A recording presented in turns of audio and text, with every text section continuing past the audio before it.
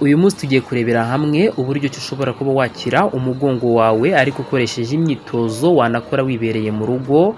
Aha kuri Physio Rwanda ngo uhaye ikaze. Dutangiranye n'uyu mwitozo aho upfukama bityo ukajya ugenda uzamura mu mugongo, ukongera ukamanura, ugapfukama, ukongera ukazamura mu mugongo. Ni umwitozo mwiza cyane ufasha kuko utuma hariya mu mugongo wo hasi ahabasha koroha ndetse rwose bwa bubabare wari ufite mu mugongo ntiwongere kubwumva. Reka dukomereze no ku wundi mwitozo wa kabiri nawe urebe uko ukorwa. Nawe ni umwitozo mwiza cyane. Umwitozo wa kabiri bawita child's pose, nawo ni umwitozo woroshye. Ahangaha ho n'ubundi uraguma muri ya position wari urimo usa n'upfukamye, bityo numara gupfukama utandukanya amaguru yawe. Ukimara gutandukanya amaguru yawe ugeze aho wumva rwose utababara, wumva umeze neza, bityo ugerageze use n'umanuka nk'uko muri kubibona kuri video, ugera ahantu hameze gutyo. Ukimara kugera ahantu hameze uko, urafata nibura amasegonda kuva kuri 0 kugera kuri 30. Ubwo ni ukuvuga ngo urabara nyine, wagera ku masegonda 30 ukongera ugahindura, bityo ukongera ukegeranya amaguru yawe ukongera ukamera nk'uko wari umeze. Warangiza ukongera ukamanuka. Iyo umaze kongera ukamanuka n'ubundi urumva byongera kugusaba guhaguruka nanone ukongera ugasubiramo nk'uko nabivuze haruguru, cyane cyane kuba ari kureba video uri kubibona neza uburyo ki uyu mwitozo ukora. Uyu nawo rero utuma mu mugongo harambuka, bigatuma aya magufwa mu by'ukuri yari yiyegeranyije yatumaga umugongo ubabara atari ko n'ubundi bimeze, noneho habonetsemo umwanya, bityo bigatuma n'imyakura inyuramo rwose tabangamirwa rwa bubabare cyangwa se kwa kundi wumva guribwa mu mugongo ntibibe byakongera kuba byabaho. Umwitozo wa gatatu bawita Great Bridge, nawo ni mwiza cyane. Urabona ko uraryama bisanzwe uryamira umugongo. Ukimara kuryamira umugongo umera neza, ukumva ko rwose witunganyije nta hantu babara, bityo ukabanza ugahumeka neza ugatuza, ukabanza ukumva ko nyine umeze nk'umuntu ugiye gukora umwitozo kandi nk'umuntu ugiye gukira ububabare. Ibyo ngibyo birangije usa n'uterura igice cyo mu nda uzamura uko nguko, bityo wagera hejuru nibura ugafata mu masegonda nka 30, ariko urumva bishobora guterwa n'ikigero cyawe umugongo wawe ukuryaho. Hari n'igihe ushobora kugera hejuru ukaba wamara amasegonda nibura 10.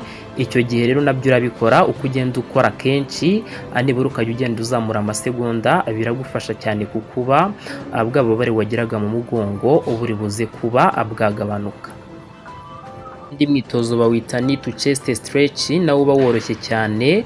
Aho uraza ukaryama bisanzwe uko nguko muri kubibona ku mashusho, warangiza ugasa n'uzamura ukuguru kwawe kumwe, wamara kukuzamura ukaguhina ukagukurura, none usa n'ukwerekeza ku gituza cyawe, ukabikora buhoro buhoro ku buryo kiwumva nyine utabangamiwe. Iyo umaze gukurura uko kuguru gutyo usa n'ugwegereza ugutuza kumaze kuba kwahagera, nibura naho uholdinga cyangwa se ugerageza gufata amasegonda kuva ku 10 kugera kuri 30.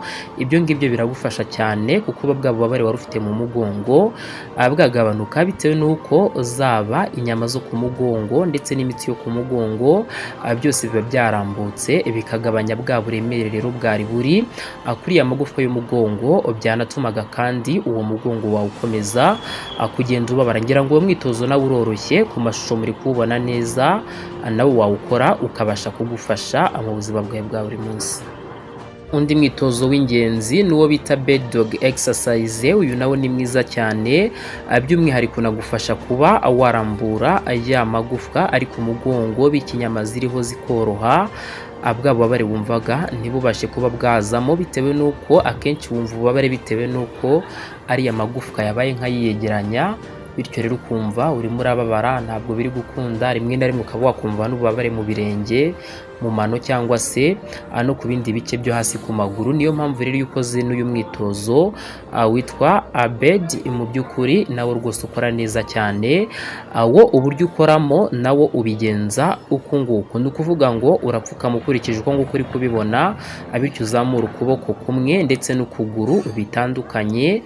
Numara kubigeza hejuru naho nibura ubare nka 5, wongere uhindure ujye ku kundi kuguru, n'ukundi kuboko nawo rwose ndizera ko woroshye cyane, ukurikije uko amashusho abyerekana nawo ni umwitozo mwiza uzajya ukora ndetse ukanagufasha kukurinda ububabare bw'umugongo no mu gihe wibereye mu rugo utagiye no muri gym cyangwa se ku ivuriro. Gusa nkwibutsa ko iyi myitozo yose tukwereka ntabwo ihindura icyemezo cya muganga cyangwa se ibyo muganga yakwandikiye, ahubwo iyi tuyikora nyine nk'ubumenyi rusange kugira ngo niba uri mu rugo ukaba ubona ibintu bitameze neza ube wakwikorera iyi myitozo wumva uko bigenda, mu by'ukuri niwumva bitari sawa ujye kwivuza. Ikindi kandi n'abaganga bashobora kuzayikwandikira, ibyo nabyo rero turabikora kugira ngo niba bawukwandikiye ariko ukaba utasobanukiwe neza uko ukora, ushobora kuzanga kuri Physio Rwanda ukawureba ukawusobanukirwa, bityo bikagufasha kuwukora neza, bwa bubabare wari ufite wagiye kwivuza ushaka ko bukira bukaba bwakira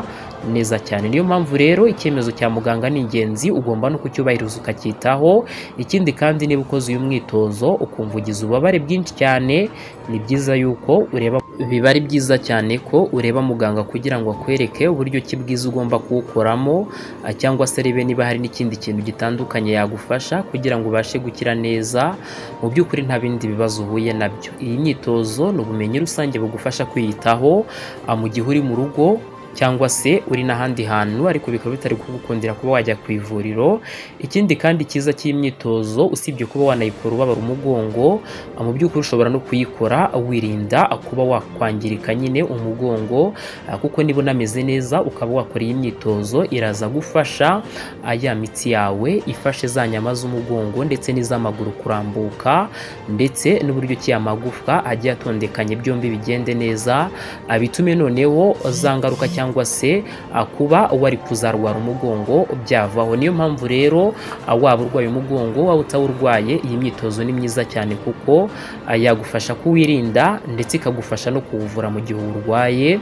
Birumvikana ko rero ni ingenzi kuri wowe uri kuyikora, niyo mpamvu ugomba kuyitaho kandi ukanayikora neza nk'uko twabikubwiye, buri umwe wose ukawubahiriza kuko buri umwe wose ugiye ufite umumaro wihariye. Gusa icyo yose ihuriraho n'ubundi ni kwa kugufasha n'ubundi kugabanya bwa bubabare bw'umugongo, bityo ukaba wagenda ukicara umeze neza. Gusa ikindi ku bantu benshi bakunze kurwara umugongo, hari igihe biterwa n'uko banunamye cyane, ugasanga wunamye mu by'ukuri urenze urugero. Uburyo ki bwo kunama rero burya bavuga yuko kugira ngo urinde umugongo wawe ndetse wirinde kuba wakurya, bisaba ko ushobora nibura gusutama niba ari ikintu ugiye gutora hasi, aho kugira ngo mu by'ukuri ube wakunama. Wenda urugero tuvuge wari uhagaze ushaka nko gufunga rase z'inkweto, uhise wunama, icyo gihe umugongo uba uwubabaza pe, urawubabaza kuko abenshi muranabizi. Niyo mpamvu niyo mugiye ku ivuriro bababwira bati nyabona niba ugiye kunama byirinde, gerageza ukore ibintu byawe byose wenda uhagaze cyangwa se wicaye ariko mu by'ukuri utunamye. Kunama rero bishobora kongera ububabare bw'umugongo, tubyirinde.